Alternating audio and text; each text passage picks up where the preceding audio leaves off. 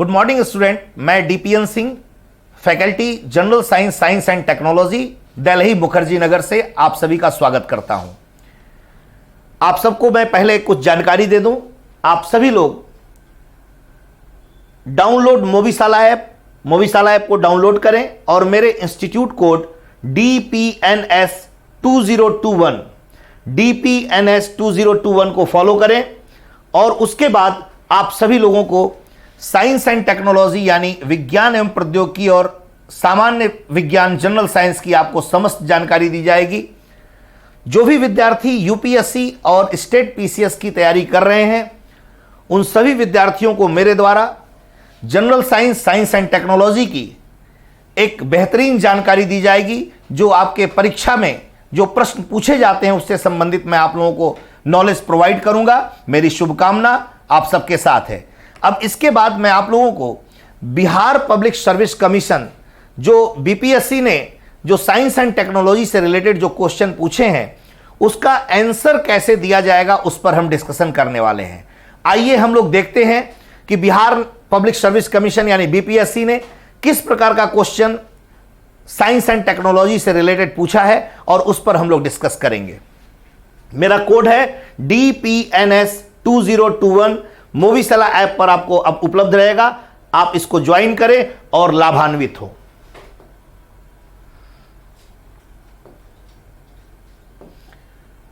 देखिए, सबसे पहला प्रश्न जो था आपका साइंस एंड टेक्नोलॉजी से रिलेटेड, काफी अच्छा प्रश्न बनाया है बीपीएससी ने, जो यूपीएससी के तर्ज पर अपना इन्होंने क्वेश्चन पेपर तैयार किया है। बहुत ही अच्छा प्रश्न था। जिन विद्यार्थियों ने ईमानदारी से और मेहनत से थोड़ी गहराई से अध्ययन किया होगा उन्होंने जरूर अच्छा इसे लिखा होगा। मैं भी अपनी तरफ से आपको बताऊंगा कि इस प्रश्न का उत्तर आप कैसे लिखेंगे। देखिए, प्रश्न था कि भारतवर्ष दुनिया का कोविड-19 महामारी से सबसे अधिक प्रभावित दूसरा राष्ट्र है।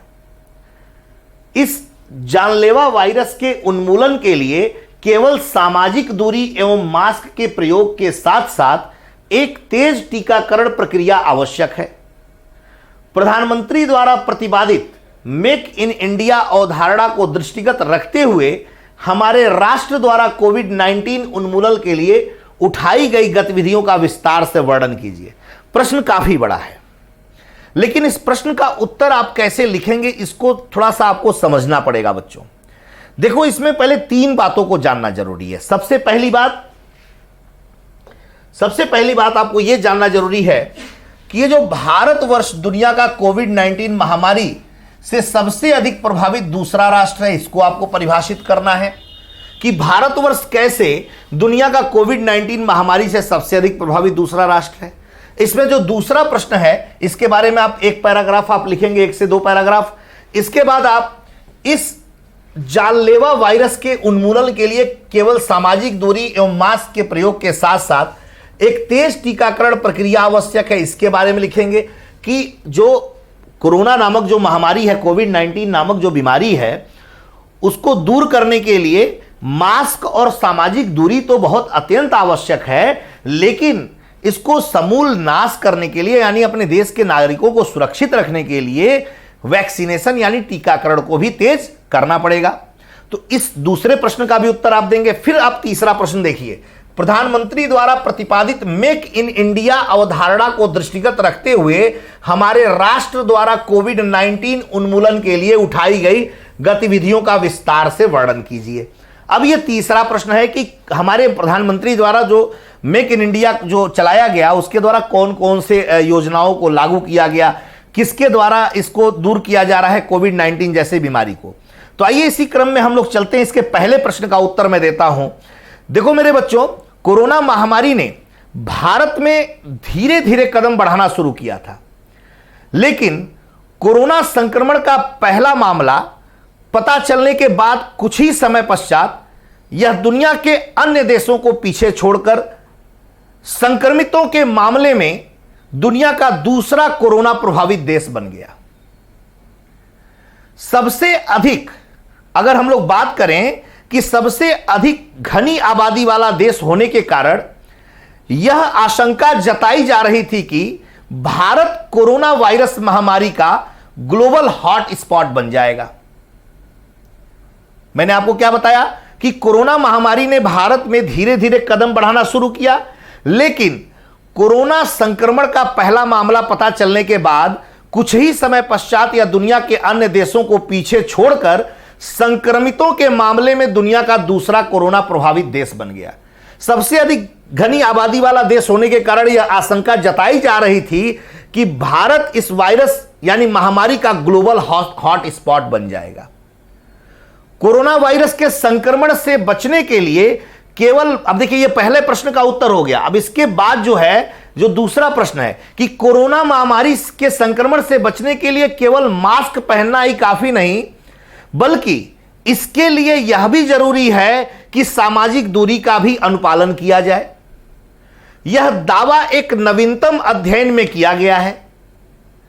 एक पत्रिका थी जिसका नाम है जर्नल फिजिक्स ऑफ फ्लूइड में प्रकाशित अनुसंधान पत्र के मुताबिक वैज्ञानिकों ने कोविड-19 से बचने के लिए 5 तरह के पदार्थों से बने मास्क और खांसने व छींकने के दौरान SARS-CoV-2 युक्त जल बूंदों के प्रसार पर उनके असर का अध्ययन किया और पाया कि मास्क वायरस युक्त जो जल की बूंदें हैं, वायरस से युक्त जो जल की बूंदें हैं उसको फैलने से रोकता है। यह बात तो सही है। इसी क्रम में हम लोग आगे बढ़ेंगे तो देखेंगे कि कोरोना महामारी है उससे बचने के लिए और क्या उपाय किया जाए। तो कोरोना महामारी से बचाव के लिए टीकाकरण कार्यक्रम को गति देनी होगी और घर घर जाकर टीका लगाने के लिए बड़ी संख्या में जो नर्सेज हैं, कंपाउंडर आदि, इसकी जगह जनप्रतिनिधियों का सहयोग लेते हुए प्रत्येक शहर और गांव में वार्डवार बूथ बनाकर टीकाकरण कैंप लगाने चाहिए, जिससे न केवल प्रत्येक नागरिक को टीकाकरण की सुविधा प्राप्त होगी, उस वार्ड में रहने वाले जितने भी लोग हैं उन सभी लोगों को टीकाकरण करा के कोरोना वायरस जैसी बीमारी से उनको बचाया जा सकता है। और टीकाकरण का समस्त रिकॉर्ड सुव्यवस्थित तरीके से भी हम लोग को प्राप्त हो जाएगा। इस तरीके से तो भारत में जो कोरोना के वर्तमान संकट से उबरने के लिए सभी लोगों का वैक्सीनेशन किया जाना एकमात्र दीर्घकालिक समाधान है। तो आप लोगों ने देखा कि मैंने भारतवर्ष दुनिया का कोविड-19 महामारी से सबसे अधिक प्रभावित दूसरा राष्ट्र है इसका उत्तर दे दिया।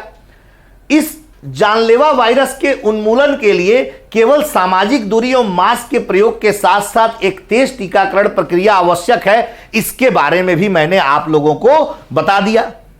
आई बात समझ में? तो ये दोनों प्रश्नों का उत्तर आपने लिख लिया।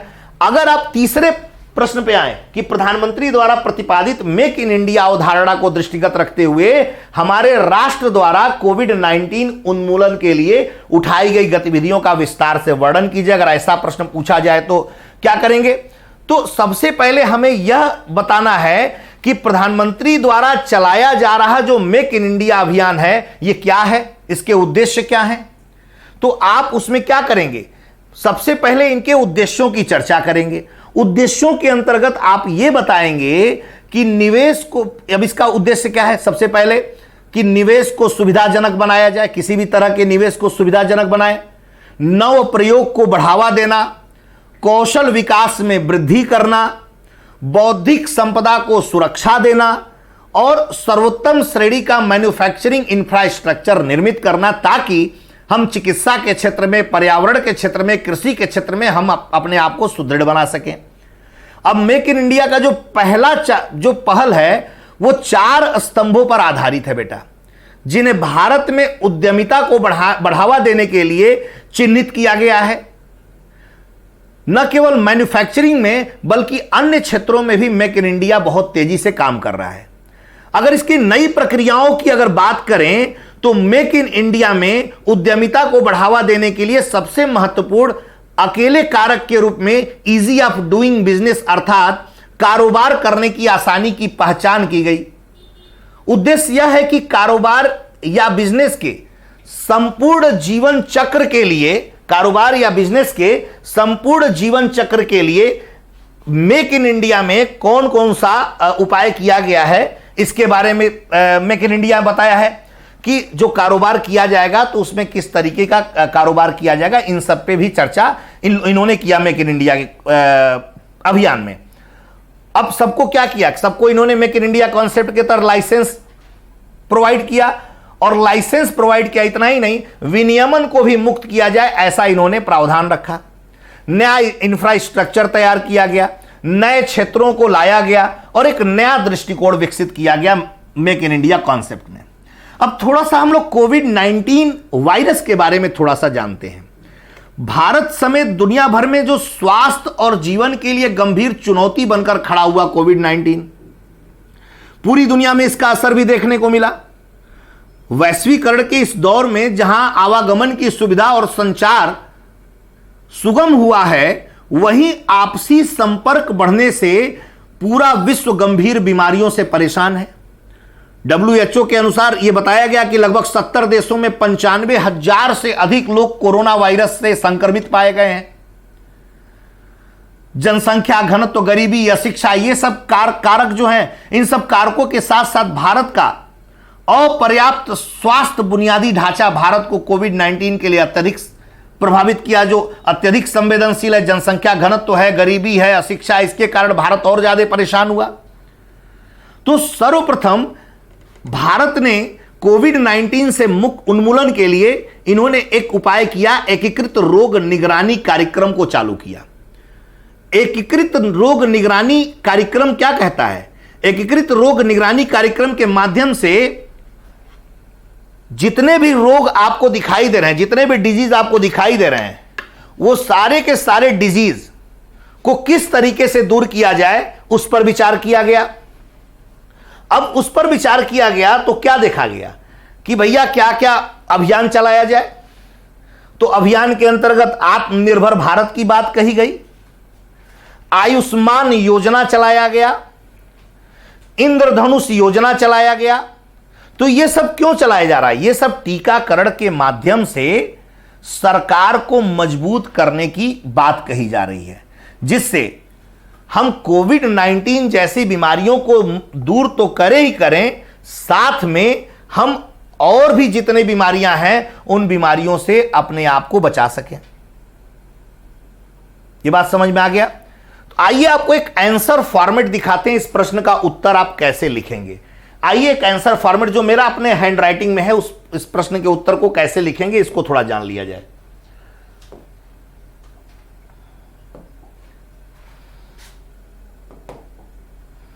देखिए, पहला प्रश्न का उत्तर, जैसे मैंने बोला कि कोरोना महामारी ने भारत में धीरे धीरे कदम बढ़ाना शुरू किया था, लेकिन कोरोना संक्रमण का पहला मामला पता चलने के बाद कुछ ही समय पश्चात यह दुनिया के अन्य देशों को पीछे छोड़कर संक्रमितों के मामले में दुनिया का दूसरा कोरोना प्रभावित देश बन गया। बेटा, सबसे अधिक घनी आबादी वाला देश होने के नाते यह आशंका जताई जा रही थी कि भारत कोरोना वायरस महामारी का ग्लोबल हॉट स्पॉट बन जाएगा। तो जो उसका पहला लाइन है, उस पहले लाइन की ये पूरी की पूरी व्याख्या हो गई। अब बेटा इसकी दूसरी लाइन कि मास्क और सोशल डिस्टेंसिंग के अलावा टीकाकरण भी बहुत तेजी से आवश्यक है, उसके बारे में क्या लिखना है। अब देखिए, दूसरे प्रश्न में कोरोना वायरस के संक्रमण से बचने के लिए केवल मास्क पहनना ही काफी नहीं है, बल्कि इसके लिए यह भी जरूरी है कि सामाजिक दूरी का अनुपालन किया जाए, सोशल डिस्टेंसिंग का पालन किया जाए। और यह दावा एक नवीनतम अध्ययन में किया गया, और उस अध्ययन में क्या कहा गया, जो जनरल फिजिक्स ऑफ फ्लूइड के नाम से था, इसके मुताबिक वैज्ञानिकों ने कोविड-19 से बचने के लिए 5 तरह के पदार्थों से बने मास्क और खांसने व छींकने के दौरान SARS-CoV-2 युक्त जल बूंदों के प्रसार पर उनके असर का अध्ययन किया और पाया कि मास्क वायरस युक्त जल की बूंदों को फैलने से रोकता है। यह आपके दूसरे प्रश्न का उत्तर हो गया, यानी उसमें जो दूसरा लाइन लिखा हुआ है प्रश्न में, उसके बारे में इतना लिखना है। अब इसके आगे देखिए, अब कोरोना महामारी से बचाव के लिए टीकाकरण कार्यक्रम को गति देनी होगी। घर घर जाकर टीकाकरण लगाने के लिए बड़ी संख्या में नर्सेज, कंपाउंडर, आज चिकित्सकीय कर्मियों की जरूरत पड़ेगी, जो संभव नहीं है। तो क्या किया जाए इनकी जगह पर जनप्रतिनिधियों उनका सहयोग लेते हुए प्रत्येक शहर या गांव में वार्डवार बूथ बनाकर टीकाकरण कार्यक्रम या टीकाकरण कैंप लगाना चाहिए, जिसमें न केवल वार्डवासी का टीकाकरण को लाभ मिलेगा, बल्कि सरकार को वार्डवार टीकाकरण का समस्त रिकॉर्ड भी सुव्यवस्थित तरीके से प्राप्त हो सकेगा। भारत में कोरोना के वर्तमान संकट से उबरने के लिए सभी लोगों का वैक्सीनेशन किया जाना ही एकमात्र दीर्घकालिक विकल्प है बेटा। तो टीकाकरण क्यों आवश्यक है, यह बात क्लियर कर दिया। अब इसी प्रश्न में जो तीसरा पार्ट है कि जो मेक इन इंडिया, सबसे पहले हमें यह बताना है कि प्रधानमंत्री जी द्वारा चलाया जा रहा मेक इन इंडिया अभियान क्या है। तो मेक इन इंडिया के कुछ उद्देश्य हैं बेटा। क्या उद्देश्य है कि निवेश को सुविधाजनक बनाया जाए, नव प्रयोग को बढ़ावा दिया जाए, नए नए प्रयोगों को बढ़ावा दिया जाए, कौशल विकास में वृद्धि किया जाए और साथ ही साथ बौद्धिक संपदा को सुरक्षा प्रदान किया जाए, सर्वोत्तम श्रेणी का मैन्युफैक्चरिंग इंफ्रास्ट्रक्चर भी निर्मित किया जाए। यह तो मेक इन इंडिया का उद्देश्य है बेटा। तो चूंकि कोविड-19 के दृष्टिकोण से मेक इन इंडिया के तहत भारत के प्रधानमंत्री ने किस तरह से हमें लाभ प्रदान किया, प्रश्न यह है, तो इस पर भी हम लोग चर्चा करेंगे, लेकिन थोड़ा मेक इन इंडिया को बताना जरूरी है। तो मेक इन इंडिया का जो पहल है 4 स्तंभों पर आधारित है, जिन्हें भारत में उद्यमिता को बढ़ावा देने के लिए चिन्हित किया गया, न केवल मैन्युफैक्चरिंग में बल्कि अन्य क्षेत्रों में भी। अगर मेक इन इंडिया नहीं होता तो आज वेंटिलेटर, मास्क, पीपीई किट इत्यादि कैसे बनता बेटा। तो उद्यमिता को बढ़ावा देना बहुत जरूरी था। तो नई प्रक्रिया मेक इन इंडिया में उद्यमिता को बढ़ावा देने के लिए सबसे महत्वपूर्ण अकेले कारक के रूप में इजी ऑफ डूइंग बिजनेस यानी कारोबार करने की आसानी की पहचान की गई। उद्देश्य यह है कि किसी कारोबार या बिजनेस के संपूर्ण जीवन चक्र के लिए लाइसेंस मुक्त और विनियमन मुक्त किया जाए, नया इंफ्रास्ट्रक्चर डेवलप किया जाए, नए क्षेत्र की तलाश किया जाए, नया दृष्टिकोण विकसित किया जाए। अब आइए देखते हैं कि इसे कोविड-19 मेक इन इंडिया कोविड-19 के क्षेत्र में किस तरीके से हमारी मदद कर रहा है। तो भारत समेत दुनिया भर में स्वास्थ्य और जीवन के लिए गंभीर चुनौती बनकर कोविड-19 खड़ा हुआ। पूरी दुनिया में इसका असर भी देखने को मिला। वैश्वीकरण के इस दौर में जहां आवागमन की सुविधा और संचार सुगम हुआ, वहीं आपसी संपर्क बढ़ने से पूरा विश्व गंभीर बीमारियों से परेशान है।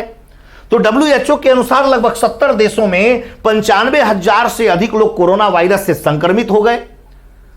तो ये सब जो कारक हैं, चाहे जनसंख्या घनत्व हो गया, गरीबी हो गया, अशिक्षा हो गया, इन कारकों के साथ भारत अपर्याप्त स्वास्थ्य सुविधा ढांचा भारत को कोविड-19 के लिए अत्यधिक संवेदनशील है। ये सब पर्याप्त रूप से नहीं मौजूद है और खराब स्थिति है चिकित्सकीय ढांचा का, स्वास्थ्य ढांचा का। तो कोविड-19 हमारे भारत में बहुत तेजी से फैला और पूरे विश्व में दूसरा स्थान लेकर आया। लोगों को आज भी परेशान कर रहा है। तो इसके लिए सरकार ने क्या किया, एकीकृत रोग निगरानी कार्यक्रम चलाया। एकीकृत रोग निगरानी कार्यक्रम के साथ साथ इनमें क्या किया, कोविड-19 श्वसन संबंधी बीमारी है, महामारी है, इसके लिए पॉलीमरेज चेन रिएक्शन टेस्ट कोविड-19 वायरस के लिए पहला परीक्षण किया गया। और इस परीक्षण को अगर टेस्ट पॉजिटिव होता था तो इस नमूने को पुणे स्थित राष्ट्रीय विषाणु विज्ञान संस्थान में भेजा गया, जो भारत का पहला विषाणु विज्ञान संस्थान स्थापित किया गया। वहां जांच के लिए भेजा जाता था। वर्तमान में जीनोम सीक्वेंसिंग वाली एकमात्र सरकारी प्रयोगशाला है पुणे में ये। उसके बाद कोविड-19 का प्रसार जो हुआ, संख्या, सार्वजनिक परिवहन के प्रसार से लोगों में स्वास्थ्य व स्वच्छता के प्रति जागरूकता के अभाव से यह पूरा फैला। इसके रोकने के लिए सरकार ने क्या उपाय किए, बहुत सारे उपाय किए। सरकार ने बताया कि भाई कच्चे आधपके पशु उत्पादों के सेवन से बचना चाहिए। सरकार ने खांसी, सांस लेने में कठिनाई, बुखार होने पर चिकित्सक के संपर्क में जाना चाहिए, ऐसी बात बताया।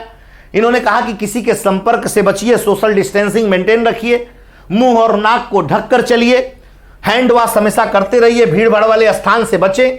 और साथ ही साथ आर्टिफिशियल इंटेलिजेंस, जिसको कृत्रिम बौद्धिक बुद्धिमत्ता कहते हैं, उसका भी सहयोग लिया गया। टेलीमेडिसिन का सहयोग लिया गया और रोबोटिक्स का भी सहयोग लिया गया। कोविड-19 के विरुद्ध सबसे बड़ी राहत वैक्सीनेशन से मिली है। एक बात याद रखिएगा, भारत में कोविड-19 से सबसे बड़ी राहत वैक्सीनेशन से मिली है। कोवैक्सीन और कोविशील्ड ने बहुत बड़ा काम किया है। और याद रखिएगा, राष्ट्रीय संकट प्रबंधन समिति जो आपदाओं से निपटने के लिए तैयार बनाया गया था, यह बहुत तेजी से कार्य कर रहा है। कुछ वेब पोर्टल बनाए गए हैं सरकार के द्वारा, जहां समस्त जानकारी कोविड-19 से संबंधित और उनके बचाव से संबंधित जानकारी दी गई है। आइसोलेशन वार्ड अलग से बनाया गया है, अलग से उन लोगों के लिए सेपरेशन किट तैयार किया गया है, मास्क इत्यादि बनाया गया। विदेश से आने वाले लोगों और वस्तुओं की गहन जांच की जा रही है। आत्मनिर्भर भारत अभियान के माध्यम से लोगों को जागरूक किया जा रहा है और सुविधाएं प्रोवाइड की जा रही हैं। भारत ने जब देखा कोविड-19 में पूरी की पूरी अर्थव्यवस्था ही डिस्टर्ब हो गई है, तो भारत ने क्या किया कि ग्रामीण क्षेत्रों में 65% वृद्धि कर दिया मनरेगा में, ताकि उन गरीब मजदूर लोगों को, उन लोगों की रोजी रोटी चल सके, उनके घर में व्यवस्था पहुंच सके।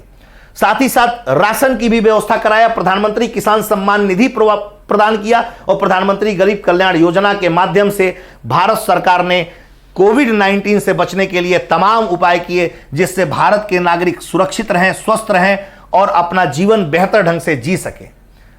यह सत्य है कि कोविड-19 ने पूरे भारत को परेशान किया। कुछ हमारी अशिक्षा, कुछ हमारी जनसंख्या वृद्धि, कुछ हमारा जनसंख्या घनत्व, कुछ हमारी जागरूकता का अभाव, लेकिन उसके बावजूद भी भारत सरकार के जो कार्य हैं वैक्सीनेशन से संबंधित या कोविड-19 से बचाव से संबंधित, उसने बहुत तेजी से कार्य किया और इसके लिए भारत सरकार धन्यवाद का पात्र है। जय हिंद। नमस्कार मित्रों, कैसे हैं आप लोग? आशा करते हैं कि आप सभी लोग स्वस्थ और सुरक्षित होंगे। मैं DPN Singh, faculty science and technology and general science, Delhi Mukherjee Nagar से। ये हमारा मोबीशाला ऐप डाउनलोड कर लीजिए। मोबीशाला ऐप पर ये मेरा इंस्टीट्यूट कोड है DPNS 2021, DPNS 2021। इसको आप लोग डाउनलोड कर लें और मेरे कोड को यूज करें, ताकि आप लोगों को विज्ञान एवं प्रौद्योगिकी से संबंधित आपको एक बेहतरीन जानकारी मैं प्रस्तुत कर सकूं, दे सकूं, प्रदान कर सकूं और आप सब उससे लाभान्वित हो। Science and technology by DPN Singh sir, ये मेरा नाम है। मेरा कोड DPNS 2021। आप सभी लोग इस कोड को फॉलो करें और ज़्यादा से ज़्यादा मेरे द्वारा दी गई जानकारी को ग्रहण करें और अपने लक्ष्य को प्राप्त करें। आइए बिहार पब्लिक सर्विस कमीशन में पूछे गए प्रश्न पर हम लोग डिस्कस करते हैं।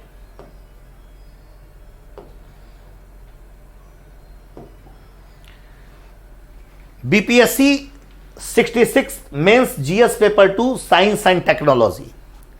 प्रश्न है, वर्तमान में विश्व के अनेक राष्ट्रों के वैज्ञानिकों का एक प्रमुख ध्येय दूसरे ग्रहों पर जीवन की खोज है।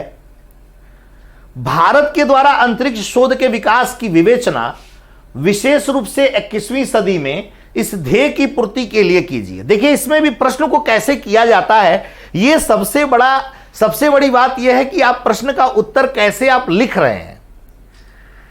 बहुत लोग इस प्रश्न को देखकर थोड़ा परेशान होंगे, आश्चर्यचकित होंगे कि आखिर इसका आंसर कैसे लिखा जाए। लेकिन देखिए, किसी भी प्रश्न का उत्तर लिखने के लिए पहले प्रश्न को बेहतर ढंग से पढ़ना चाहिए। एक बार और मैं पढ़ता हूं। वर्तमान में विश्व के अनेक राष्ट्रों के वैज्ञानिकों का एक प्रमुख ध्येय दूसरे ग्रहों पर जीवन की खोज है। यह जो पहली लाइन लिखी गई है कि वर्तमान में अनेक राष्ट्रों के वैज्ञानिकों का प्रमुख ध्येय दूसरे ग्रहों पर जीवन की खोज है, इसको व्याख्यायित करना है। तो इसको कैसे आप व्याख्यायित करेंगे, इसके बारे में जानना है। फिर दूसरे प्रश्न का कि भारत के द्वारा अंतरिक्ष शोध के विकास की विवेचना, भारत ने अंतरिक्ष शोध में क्या क्या डेवलपमेंट किया, इस पर चर्चा किया जाएगा। और इसी में तीसरा है प्रश्न की विशेष रूप से 21वीं सदी में इस ध्येय की पूर्ति के लिए आपको उत्तर देना है। तो आइए इसके प्रश्न का उत्तर जो मैंने खुद तैयार किया है वो आप लोगों को बताने जा रहा हूं।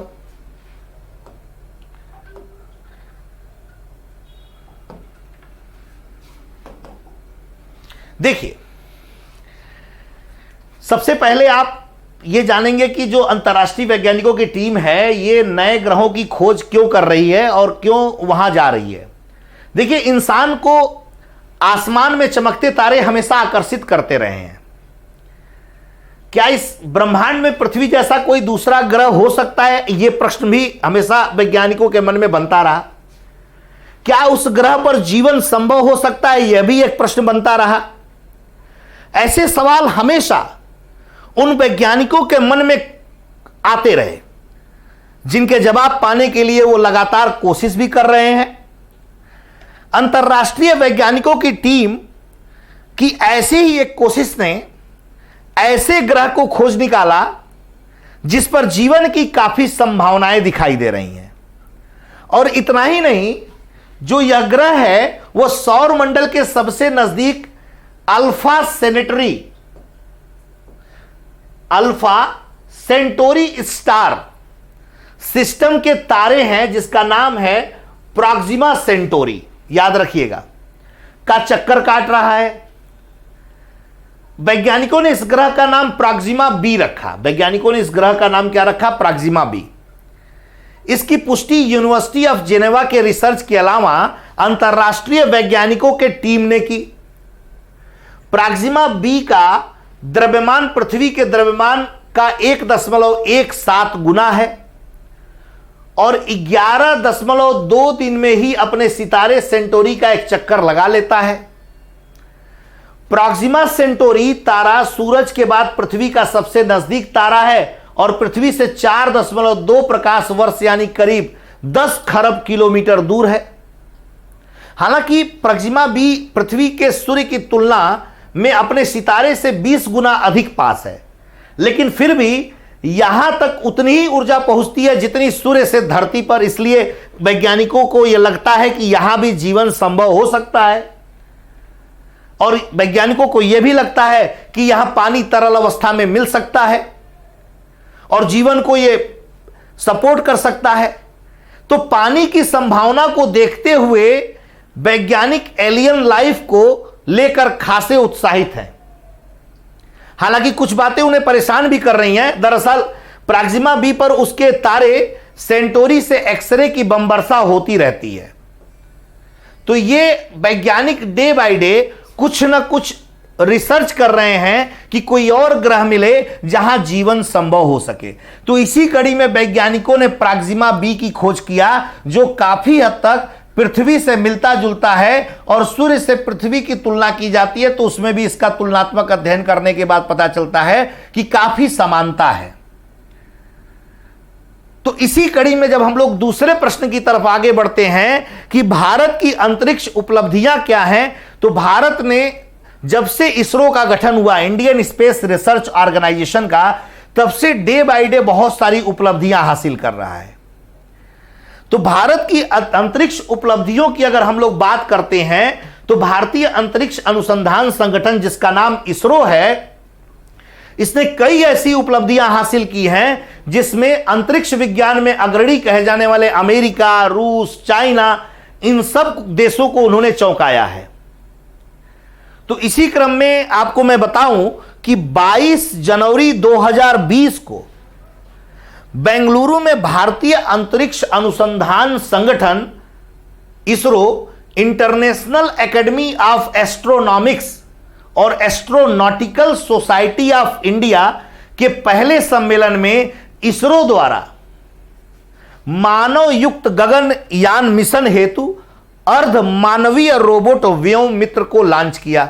यह भारत की एक बहुत बड़ी उपलब्धि है। भारत गगनयान को लॉन्च कर रहा है और उसके साथ एक अर्ध मानवीय रोबोट, महिला रोबोट है जिसका नाम व्योम मित्र रखा गया है। उस व्योम मित्र को लॉन्च करने की बात कही जा रही है। तो 22 जनवरी 2020 को इस तरह की व्यवस्था को बनाया गया।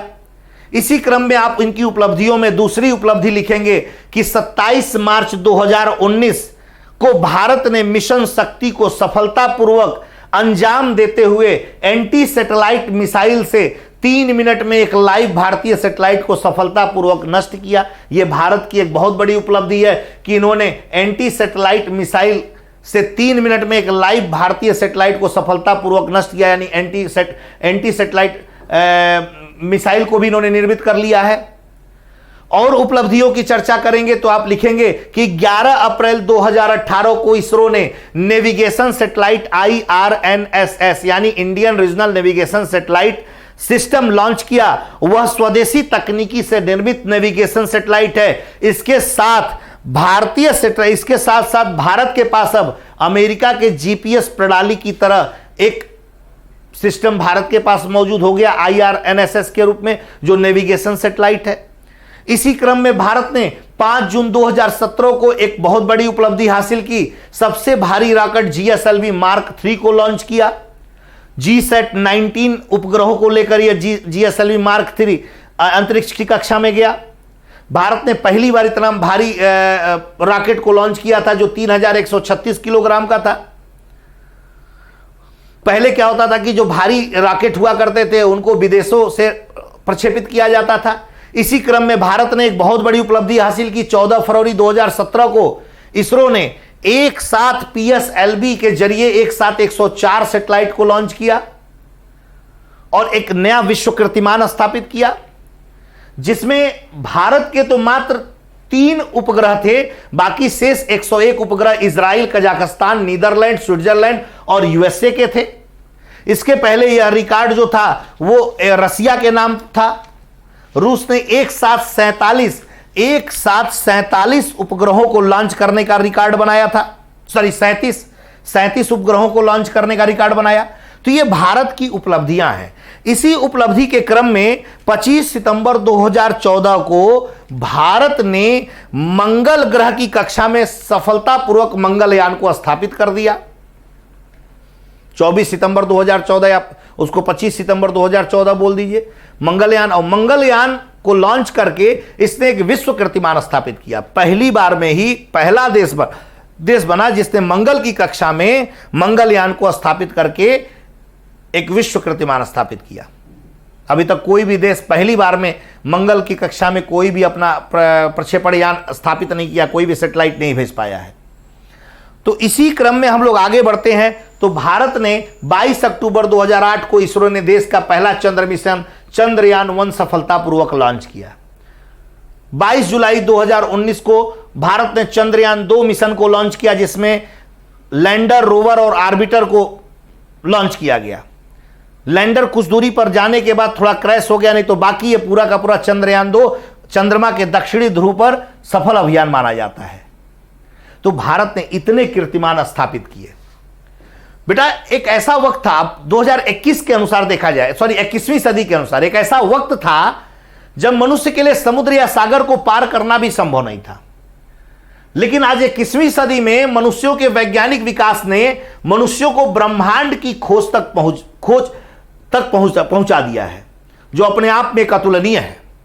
अंतरिक्ष यात्रा या अंतरिक्ष अन्वेषण, ब्रह्मांड की खोज और उसका अन्वेषण अंतरिक्ष की तकनीकों का उपयोग तथा मानवीय अंतरिक्ष उड़ानों और रोबोटिक अंतरिक्ष यानों द्वारा किया जाता है।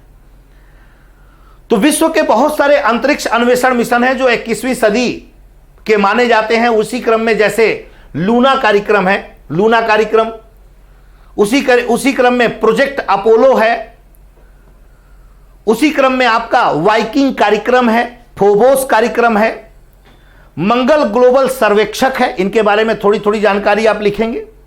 मंगल पाथ फाइंडर है, मंगल ओडिसी 21वीं सदी की उपलब्धि है, मंगल एक्सप्रेस जो है मार्स एक्सप्रेस इसकी उपलब्धि है, मंगल अन्वेषण रोवर्स इसकी उपलब्धि है, मंगल ग्रह रिकोनिसेंस ऑर्बिटर इसकी उपलब्धि है 21वीं सदी में, वेनेरा मिशन है, वेगा कार्यक्रम है, वीनस एक्सप्रेस है, मैगलन अंतरिक्ष यान है, पायनियर कार्यक्रम है।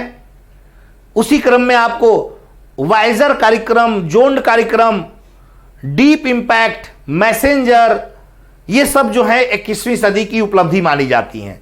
अगर भारत के दृष्टिकोण से देखा जाए तो भारत की 21वीं सदी में चंद्रयान कार्यक्रम को 21वीं सदी की एक बहुत बड़ी उपलब्धि माना जा रहा है, मंगलयान कार्यक्रम को एक बहुत बड़ी उपलब्धि माना जा रहा है, गगनयान कार्यक्रम को बहुत बड़ी उपलब्धि माना जा रहा है और आदित्य यल मिशन को बहुत बड़ी उपलब्धि माना जा रहा है। चंद्रयान का कार्य क्या है? चंद्रमा पर पहुंचकर जीवन संभव हो सकता है कि नहीं, वहां जल है कि नहीं, वहां मनुष्य को जीने लायक वातावरण है कि नहीं, इसका पता लगाया जा रहा है। 2008 में चंद्रयान प्रथम लॉन्च किया गया और फिर 22 जुलाई 2019 को चंद्रयान द्वितीय को लॉन्च किया गया। द्वितीय थोड़ा सा असफल रहा लैंडर के क्रैश कर जाने के बाद, नहीं तो पूर्ण रूपेण वो सफल था। ऑर्बिटर और रोवर अपना काम कर रहे थे, लैंडर क्रैश कर गया। नहीं तो आज हमें दक्षिणी ध्रुव, जहां किसी की हिम्मत आज तक नहीं की, वहां तक भारत पहुंचकर दक्षिणी ध्रुव के बारे में जानकारी इकट्ठा कर रहा था। मंगलयान, मंगल की कक्षा में मार्स ऑर्बिटर मिशन को, मंगलयान को PSLV C-25 के द्वारा उसने पहली बार में वहां प्रक्षेपित कर दिया, वहां पहुंचा दिया। और मंगल की कक्षा में मंगल ग्रह पर क्या क्या वातावरण है, वहां की मृदा कैसी है, वहां खनिज कैसा, वहां वातावरण कैसा है, इन समस्त बातों की जानकारी प्राप्त हो रही है। तो इन्हीं उपलब्धियों के क्रम में गगनयान को लॉन्च करने की बात कही जा रही है। GSLV Mark 3 बनाया, स्वदेश निर्मित क्रायोजेनिक इंजन बनाया, उसमें लगाया गया और GSLV Mark 3 के द्वारा चंद्रयान 2 को लॉन्च किया गया, जो इसलिए हमारे गगनयान लॉन्च करने के मार्ग को प्रशस्त किया। गगनयान क्या है? मानव युक्त अंतरिक्ष अभियान है, जो मानव, जो एस्ट्रोनॉट्स को लेकर जाएगा अंतरिक्ष की कक्षा में, जो अपने साथ एक अर्ध मानवीय महिला रोबोट व्योम मित्र को लेकर जाएगा।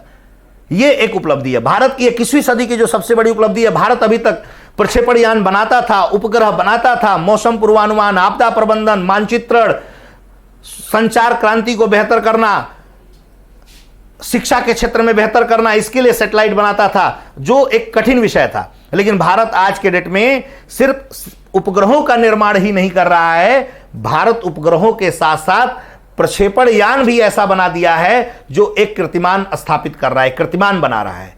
और भारत को अपने रूप में तो मजबूत कर ही रहा है, साथ ही साथ व्यावसायिक रूप से भी मजबूत कर रहा है, आर्थिक रूप से मजबूत कर रहा है, सामाजिक रूप से मजबूत कर रहा है, व्यवहारिक रूप से मजबूत कर रहा है, सामरिक रूप से मजबूत कर रहा है, राजनीतिक रूप से मजबूत कर रहा है। हर एक सेक्टर में भारत का यह अंतरिक्ष अभियान 21वीं सदी में एक अनूठी मिसाल पेश किया है भारत के लिए, और उसमें इंडियन स्पेस रिसर्च ऑर्गेनाइजेशन और DRDO का बहुत बड़ा योगदान है।